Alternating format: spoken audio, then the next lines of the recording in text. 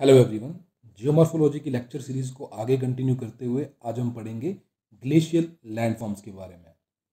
इसको पढ़ने से पहले एक बार बात कर लेते हैं कि जियोलॉजिकल टाइम स्केल में जो ये प्लीस्टोसीन एज थी, इसमें आखिरकार क्या हुआ था। तो इस टाइम पे क्या था, जो टेम्परेचर था पूरी दुनिया में बहुत कम हो गया था, जिसकी वजह से क्या था, आइस एज जो थी उसकी शुरुआत हुई थी। तो प्लीस्टोसीन एज को जो है आइस एज भी बोला जाता है। तो उस टाइम पूरी दुनिया में बर्फ़ ही बर्फ़ थी। उसके बाद क्या हुआ, धीरे धीरे इंटरग्लेशियल पीरियड आया। उसमें क्या हुआ, टेम्परेचर में कुछ जो है बढ़ोतरी हुई, तो जिसकी वजह से जो है जो ये बर्फ़ है ये पिघली, और धीरे धीरे जो ये आज का जो ये करंट हमें जो स्टेटस देखने को मिलता है कि जो बर्फ़ है मोस्टली कहाँ पर, आर्कटिक सर्कल से लेके नॉर्थ पोल और जो अंटार्कटिक सर्कल है से लेके साउथ पोल के बीच में जो है मोस्टली देखी जाती है। और कुछ जो हमारे माउंटेन्स हैं, जो हाई एल्टीट्यूड माउंटेन्स हैं, उनकी पीक्स पे हमें जो है बर्फ़ देखने को सिर्फ मिलती है। तो जो मैंने रीजन्स आपको बताए, आर्कटिक सर्कल से नॉर्थ पोल और अंटार्कटिक सर्कल से साउथ पोल तक, इन्हें जो है परमाफ्रॉस्ट रीजन्स बोलते हैं। और साथ ही जो ये नॉर्थ पोल है, यहाँ पर क्या है, पोलर बियर पाया जाता है। और जो ये पेंगुइन्स होते हैं, ये कहाँ, साउथ पोल अंटार्कटिका में पाए जाते हैं। बात करूं दुनिया की जो मेजर आइस कैप हैं, तो वो हैं, पहली है अंटार्कटिका जो कि साउथ पोल में है, और दूसरी है ग्रीनलैंड और आर्कटिक ओशियन जो कि नॉर्थ पोल में है। तो ये मेजर आइस कैप है दुनिया की। बात करूं ग्लेशियर के बारे में, तो सबसे पहले जानते हैं कि जो ये माउंटेन पीक्स हैं जिनका एल्टीट्यूड काफ़ी ऊंचा है, उनकी जो चोटियां हैं उनके ऊपर जो बर्फ़ पाई जाती है उसे बोला जाता है आइस कैप्स। तो ये जो आइस कैप है, इनकी आइस जब धीरे धीरे जो है क्रीप करती है सभी दिशाओं में, तो किसकी वजह से क्रीप कर रही है, नीचे को क्यों आ रही है, क्योंकि जो ग्रेविटेशनल फोर्स है वो इसको नीचे को डायरेक्ट कर रहा है।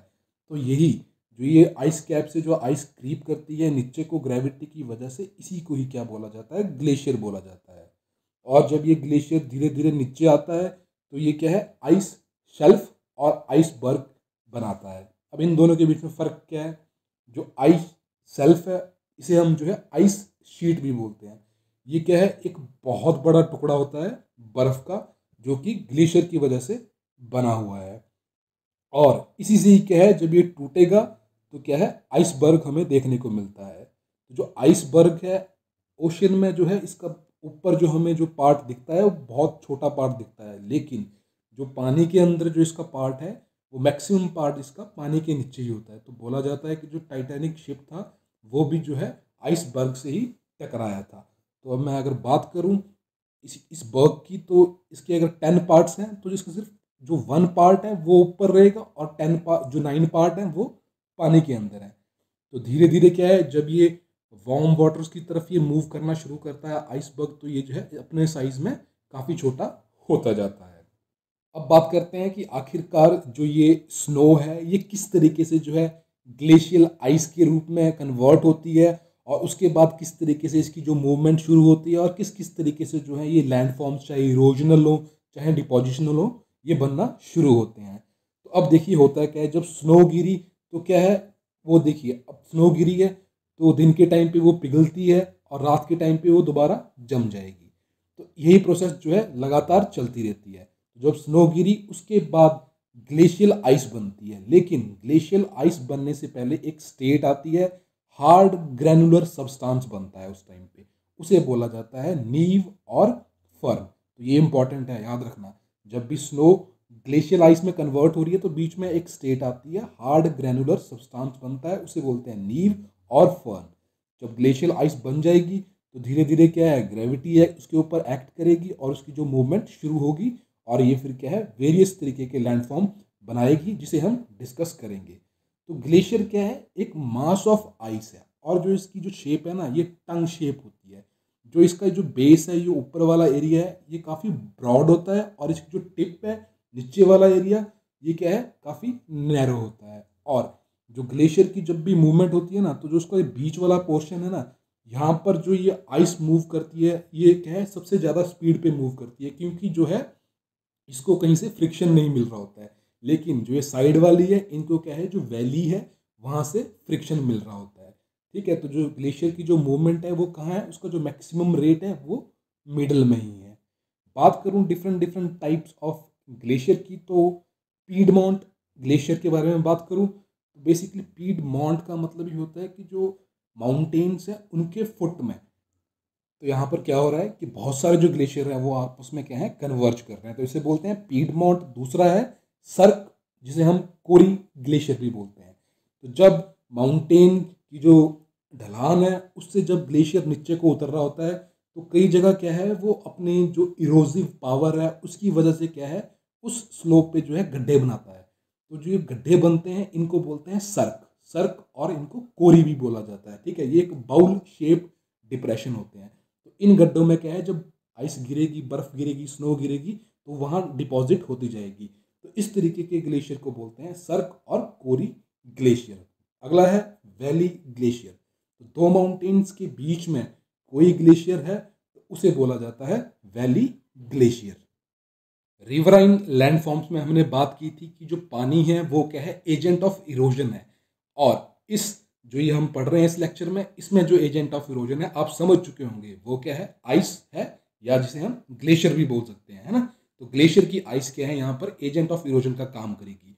और ये क्या है, हाईलैंड्स यानी कि जो माउंटेन वाला जो अपर रीजन है वहां पर क्या बनाएगी, इरोजनल फीचर्स बनाएगी। लेकिन जैसे जैसे नीचे उतरता जाएगा, लो लैंड में आएगा, फुटहिल्स पे आएगा, वहां पर क्या है, ये डिपोजिशनल फीचर बनाएगा। अब जो ये आइस है ये किस तरीके से जो है इरोजन करती है, तो दो तरीके हैं, एक है अब्रेजन और दूसरा है प्लकिंग। तो प्लकिंग को समझते हैं पहले। प्लकिंग में बेसिकली क्या होता है, जो भी मतलब जो ये ग्लेशियर के नीचे जितने भी रॉक्स हैं, अगर उनके अंदर क्रैक्स वगैरह पड़े हुए हैं तो उनके अंदर क्या है, ये जो है आइस जाके जम जाएगी, और है ना, जमेगी। फ्रीज एंड थॉ साइकिल जो मैंने आपको पहले समझाई थी वो वहाँ काम करेगी, जिसकी वजह से ये क्या है, ये रॉक्स शैटर हो जाएंगी।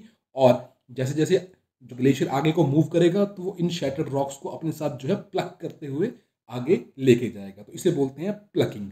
और अब्रेजन तो वही है कि मतलब जो उसके नीचे, जो भी ग्लेशियर के नीचे रॉक्स हैं वो क्या है, अब्रेड करती हुई जा रही हैं, जहाँ से वो मूव कर रही हैं, तो उसको बोलते हैं अब्रेजन। तो अब्रेजन और प्लकिंग जो है मेन इसके एक्शन है ग्लेशियर के। तो अब देखते हैं जो हाईलैंड पे जो फीचर्स हमें देखने को मिलते हैं। तो सबसे पहले बात करूंगा कोरी की। तो कोरी, जिसे हम CWM भी बोलते हैं और इसको हम सर्क भी बोलते हैं, तो बेसिकली क्या है, ये एक मैंने बताया था आपको, ये क्या है, बाउल शेप डिप्रेशन है, जो कि कब बनेगा, जब जो स्लांट है किसी माउंटेन की, वहाँ से जब ग्लेशियर नीचे को मूव कर रहा है और अब्रेजन और प्लकिंग के थ्रू वो गड्ढा बना रहा है, और वहाँ पर क्या है, फिर आइस स्नो जो है वहाँ ठहर रहा है, और वो क्या है, मेल्ट करता है समर्स में। तो यहाँ पर क्या है, हमें सर्क ग्लेशियर भी दिखता है, और जब इसकी जो ये बर्फ़ है ये समर्स में पिघलेगी तो यहाँ पर क्या है, कोरी लेक्स देखने को मिलती हैं, जिन्हें हम टार्न भी बोलते हैं। बात करूँ अगले फीचर की, तो वो है एरेट एंड पिरामिडिकल पीक, जिन्हें हम हॉर्न भी बोलते हैं। तो एरेट बेसिकली क्या होता है, जब माउंटेन के जो है दोनों साइड पे जो है, जो ये डिप्रेशन है, बाउल शेप डिप्रेशन, जिन्हें हम कोरी बोलते हैं, ये पाए जाते हैं। तो जिनकी वजह से जो ये टॉप वाला एरिया है ना, ये आइसोलेटेड सा एक दिखता है, तो इसे बोलते हैं एरेट। और एरेट और पिरामिडिकल पीक जो है सिमिलर ही हैं, लेकिन जो पिरामिडिकल पीक है यहाँ पर जो हमें क्या है, 3 या 4 कोरी जो डिप्रेशंस हैं वो दिखते हैं, और इनका जो टॉप है उसे बोला जाता है पिरामिडिकल पीक, और इसे हम हॉर्न भी बोलते हैं। तो यूरोप में एक फेमस टूरिस्ट स्पॉट है जिसे बोलते हैं मैटरहॉर्न। ये क्या है, इसी तरीके से जो है बना है। बात करूं अगले फीचर की, तो वो है बर्गशुंड। बर्गशुंड में बेसिकली क्या होता है, जब जैसे कि ग्लेशियर ढलान से नीचे आ रहा है, और जब वो कोरी और सर्क में से जो आगे मूव करने की कोशिश करता है, तो वो क्या है, कुछ इस तरीके का जो है एक डिप्रेशन बनाता है। तो इस डिप्रेशन को जो ये क्रैक बना है, बेसिकली जो ये क्रैक है ये विंटर्स में भी बनता है, समर में भी बनता है। लेकिन विंटर्स में क्या होता है, इस क्रैक में जो है लगातार जो है बर्फ पड़ के जो है इसको दोबारा भर देती है। लेकिन समर में जो है ये काफ़ी डेंजरस बन जाता है उन क्लाइंबर्स के लिए जो माउंटेन्स को चढ़ाई करते हैं। तो समर्स में क्या होगा, इसका पानी यहाँ से पिघलेगा, और बर्फ़ गिर तो रही नहीं है, तो धीरे धीरे ये डिप्रेशन जो है और बड़ा होता जाएगा। तो ये क्या है, एक जो बहुत बड़ा खतरा होता है क्लाइंबर्स के लिए, तो इसे बोला जाता है बर्ग शुंड। और अगला फीचर है यू शेप्ड ग्लेशियल वैली, या इन्हें हम ट्रफ भी बोलते हैं। तो बेसिकली जब मैंने आपको रिवर लैंडफॉर्म्स पढ़ाए थे तो उसमें मैंने बताया था कि जो रिवर है वो क्या है, वी शेप्ड वैलीज बनाती हैं, लेकिन जो ग्लेशियर्स हैं वो क्या है, हमेशा यू शेप्ड क्या है, वैली बनाएंगे। और मैंने बात की थी कि जो ट्रंकेटेड स्पर्स होते हैं, है ना, वहाँ पर मैंने बात की थी जिसकी वजह से मेंडरिंग रिवर कर रही थी। तो यहाँ पर भी जो ट्रंकेटेड स्पर्स है ना, इनको जो है ग्लेशियर काट देता है, इनको काटेगा और इनको जो है ब्लंट कर देगा, ठीक है। जिसकी वजह से क्या है, इनकी जो साइड्स है ना ये वाली, ये काफ़ी जो है स्टीप रहेंगी, और जो इनके नीचे वाला जो ये फ्लोर है ये काफ़ी वाइड हो जाएगा, जिसकी वजह से क्या है, यू शेप्ड वैलीज देखने को मिलती है। और जब इन यू शेप्ड वैली में जो ग्लेशियर है वो पिघलेगा समर्स में, तो जो पानी इनके अंदर इकट्ठा हो जाएगा ना, उसकी वजह से क्या बनेगा, रिबन लेक्स बनेंगी, जिन्हें हम ट्रफ लेक भी बोलते हैं, जिन्हें हम फिंगर लेक भी बोलते हैं, ठीक है। तो ribbon lake, trough lake, finger lake एक ही चीज़ है।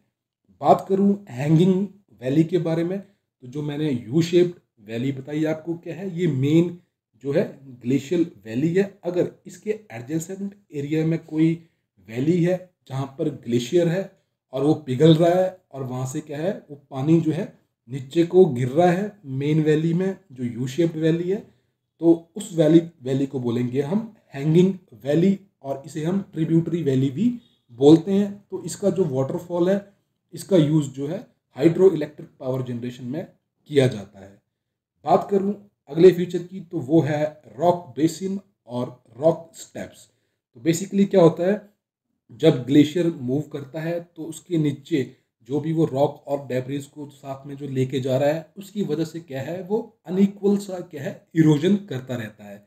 तो जो बेड रॉक्स हैं इनकी वजह से क्या है, अनइक्वल इरोजन्स होता है, जिसकी वजह से क्या है, एक सीरीज में क्या है, स्टेप वाइज स्टेप जो है, एक कुछ इस तरीके के फीचर्स बनते हैं, स्टेप बाय स्टेप स्टेप। तो इसे बोलते हैं रॉक बेसिन या फिर रॉक स्टेप्स। तो क्या है, बाद में जब समर्स आएंगी तो इन्हीं क्या है, इन स्टेप्स में जो है लेक्स यहाँ पर आपको देखने को मिल जाएंगी। अगले फीचर की बात करूँ तो वो है मोरेन। मोरेन बेसिकली क्या है, जो ग्लेशियल बेड है उसके नीचे जो भी रॉक्स हैं वो क्या है, शैटर्ड यानी कि टूट गई हैं, क्योंकि क्या है, फ्रॉस्ट एक्शन वहाँ पर फ्रीज एंड थॉ साइकिल की हुई है, जिसकी वजह से वो छोटे छोटे पीसीज में टूट गई हैं। और जो है क्या है, अब जाके जब ये ग्लेशियर जो है इनको क्या है, कहीं डिपॉजिट कर देगा, या फिर जब ग्लेशियर रिट्रीट करता है तो इनको वहीं छोड़ के चला जाता है, तो उसे बोलते हैं मोरेन्स। तो मोरेन्स में हम पढ़ेंगे lateral moraine, medial moraine, terminal moraine, ground moraine, recessional moraine के बारे में। बात करूं मीडियल मोरेन के बारे में, तो जब दो जो ग्लेशियर हैं आपस में कहीं मीट कर रहे होते हैं, तो उनका जो ये टर्मिनल, जो इस तरफ वाले जो ये टर्मिनल मोरेन्स हैं, ये आपस में जब मिल जाएंगे और फिर जब ये इकट्ठे मूव करेंगे तो ये बन जाएगा मीडियल मोरेन। और ये जो साइड में है ये क्या है, लेटरल मोरेन है।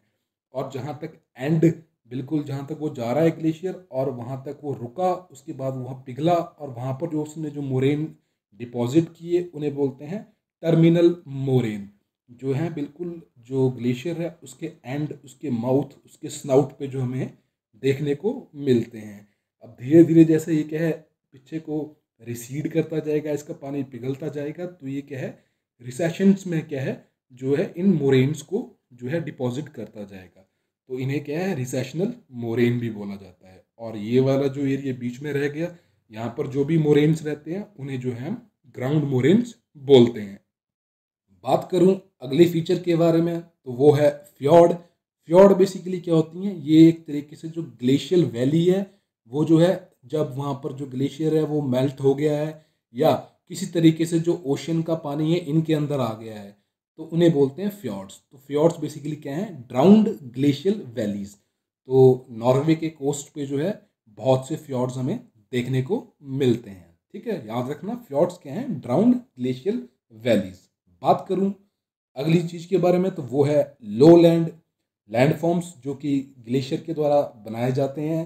तो यहाँ पर हमें जो है डिपोजिशनल और इरोजन वाले दोनों देखने को मिलते हैं, लेकिन जो मैक्सिमम लो लैंडफॉर्म्स हैं वो क्या हैं, डिपोजिशनल के टाइप्स होते हैं। तो इसमें मैं बात करूं सबसे पहले, तो वो है रोशे माउंटेन। ये क्या है, इरोजनल फीचर है। इसमें क्या है, एक रेजिस्टेंट रेसिडुअल रॉक है जिसके ऊपर जो है ग्लेशियर मूव किया और उसके नीचे जो डेब्रीज थी उसने जो है इस वाले सरफेस पे क्या है अब्रेजन कर करके क्या है स्ट्राइएशन डाल दी है। इस वाले सरफेस पे क्या है ग्लेशियर मूवमेंट की वजह से क्या होगा, अब्रेजन होगा और ये जिसकी स्लोप है ये बिल्कुल जेंटल बन जाएगी। लेकिन इस वाली साइड जो ये स्टीप स्लोप रहेगी और यहाँ पर जो ग्लेशियर काम करेगा वो किसके थ्रू करेगा, प्लकिंग के थ्रू करेगा। अगर यहाँ पर जो भी क्रिवाइसिस वगैरह हैं तो उसमें ग्लेशियर जाके फ्रीज एंड थॉ साइकिल करेगा और उसको तोड़ेगा और धीरे धीरे जो है इसके जो यहाँ से रॉक से इनको लेके जाएगा और इस साइड को जो है स्टीप बनाएगा। तो अब्रेजन इस तरफ है और जो प्लकिंग है वो इस तरफ हो रही है। बात करूँ क्रेग एंड टेल के बारे में, तो ये बेसिकली ये क्या चीज़ है, ये क्या है जो रोशे माउंटेन है इससे काफ़ी बड़े होते हैं क्रैग एंड टेल। तो ये बेसिकली क्या है, रेजिस्टेंट हार्ड रॉक है क्रैग। तो इसकी वजह से क्या होगा, जब ग्लेशियर मूव कर रहा होगा उसके रास्ते में जब क्रैग आएगा तो वो उसको हिंडर करेगा, उसको रेजिस्टेंस देगा, लेकिन ग्लेशियर उसकी इरोजन करता जाएगा। तो काफ़ी उस पर जो है स्ट्राइएशन भी पड़ जाते हैं। तो क्रैग वाले जो ये वाला एरिया है यहाँ पर क्या है इरोजन हो रही है और आगे जो क्रैग के जो ये सॉफ्ट रॉक है ना इसके ऊपर क्या है एक तरीके से जो है डिपोजिशन की जाएगी। तो इस वाले एरिया को जो है टेल बोला जाता है। तो टेल पे क्या होती है, डिपोजिशन की जाती है। तो क्रैग एंड टेल भी हमें यहाँ देखने को मिलते हैं लोलैंड लैंडफॉर्म्स में। बात करूँ बोल्डर क्ले और ग्लेशियल टिल के बारे में, तो ये एक डिपोजिशनल फीचर है। इसमें बेसिकली क्या होता है, अनसॉर्टेड जो ये बोल्डर्स हैं, पेबल्स हैं, sticky clay, fine rock floor जो है हमें यहाँ पर देखने को मिलता है। ये सब पाए जाते हैं यहाँ पर क्योंकि जो ग्लेशियर है अब वो पिघल चुका है और जो अपने साथ लेके आया था उनको यहाँ पर इसने छोड़ दिया है। तो इसे बोला जाता है ग्लेशियल टिल, डिपोजिशनल फीचर है।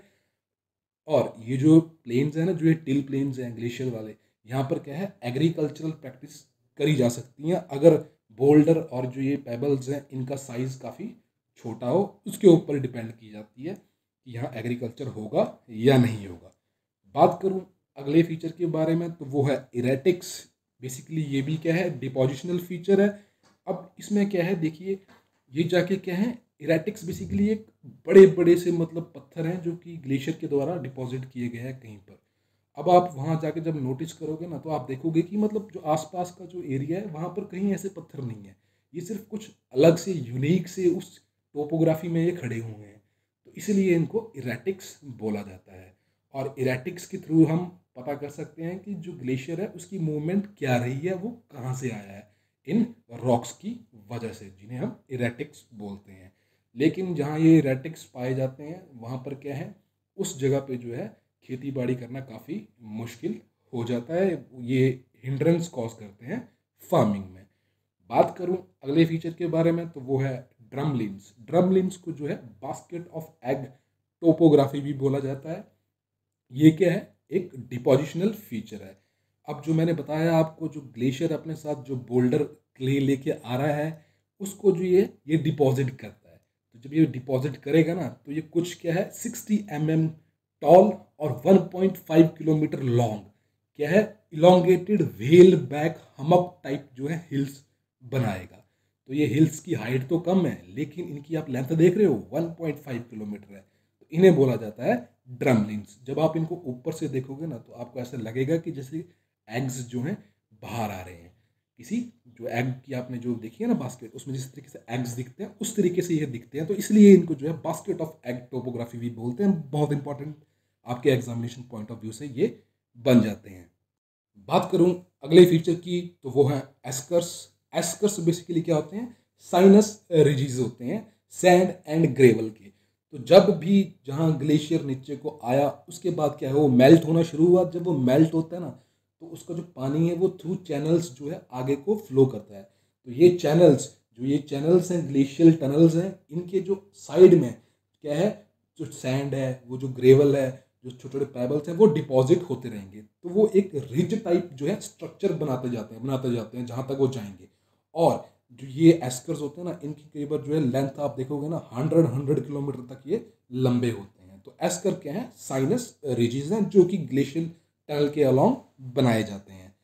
और अगला फीचर्स है वो है आउटवॉश प्लेन्स। तो ये बेसिकली क्या है, ये क्या है, फ्लूवियो ग्लेशियल। वही मैंने बताया, देखिए ग्लेशियर आ चुका है, नीचे तक पहुंच गया है, अब वो मेल्ट हो रहा है, एक रिवर के रूप में अब वो नीचे को फ्लो करना शुरू हो रहा है। तो फ्लूवियो का मतलब ही होता है रिवर, है ना। तो फ्लूवियो ग्लेशियल, ग्लेशियल से जो रिवर आ रही है, अब वो क्या है, अपने साथ क्या है, सारा कुछ जो लेके जा रही है, सैंड ग्रेवल लेके जा रही है, मोरेन्स को लेके जा रही है, और जो है वो नीचे जाके क्या है, उनको जो है डिपॉजिट करती जाएगी। तो सैंड और जो अदर फाइन सेडिमेंट्स हैं उनको जो है डिपॉजिट नीचे कर दिया जाएगा। तो उन प्लेन्स को बोला जाता है आउट वॉश प्लेन्स। और ये जो प्लेन्स होते हैं ना, ये काफ़ी अच्छे फर्टाइल प्लेन्स होते हैं। तो यहाँ पर कई बार क्या है, पोटैटो वगैरह की जो कल्टीवेशन है की जाती है आउट वॉश प्लेन्स में। बात करूँ कैटल लेक्स के बारे में, तो कैटल लेक्स क्या है, ये क्या है, डिप्रेशनल एरिया है। इनके अंदर क्या है, जो ये पानी है, जैसे अब धीरे धीरे जब ग्लेशियर नीचे को आया था, तो उसने क्या है, कई जगह से जो अब्रेजन और प्लकिंग करके क्या है, गड्ढे बनाए थे। तो जो गड्ढे बनाए थे, जब वो पिघलेगा तो उन गड्ढों में क्या है, पानी भर जाएगा। तो पानी भरेगा, साथ में उसमें फाइन जो सेडिमेंट्स हैं, पेबल्स हैं, वो भी रहेंगे। तो इन जो लेक्स को है कैटल लेक्स बोला जाता है। तो ऐसे क्या है, बहुत सारे कैटल लेक्स देखने को मिलते हैं जब ग्लेशियर पूरी तरीके से जो है मेल्ट हो जाता है। और इनके अंदर क्या है, shallow sediment field water bodies हैं ये। नॉर्वे वाले एरिया में जो है काफ़ी कैटल लेक्स हमें देखने को मिलती हैं। बात करूं अगले फीचर के बारे में, तो वो है केम्स। केम्स बेसिकली क्या है, small rounded hillock of sand and gravel, जो कि हमें जो है कई बार जो कैटल लेक्स मैंने पढ़ाई इनके साथ जो है हमें देखने को मिलते हैं। तो कैटल लेक्स मिलेंगी, फिर वहाँ केम्स मिलेंगे, प्लेन एरिया है। तो इस तरीके की जब टोपोग्राफी बनती है ना, तो उसे बोलते हैं केम एंड कैटल टोपोग्राफी। तो ये भी क्या है, इंपॉर्टेंट है एग्जामिनेशन पॉइंट ऑफ व्यू से। तो ये था इरोजनल और डिपोजिशनल फीचर्स जो कि ग्लेशियर के द्वारा बनाए जाते हैं। अगर आपकी कोई क्वेरी है तो आप कमेंट बॉक्स में हमें पूछ सकते हैं, या हम फेसबुक पेज पे भी हमें डायरेक्ट मैसेज करके अपनी क्वेरी सॉल्व करा सकते हैं। फिलहाल के लिए इतना ही, मिलते हैं अगली वीडियो में नए टॉपिक के साथ। धन्यवाद।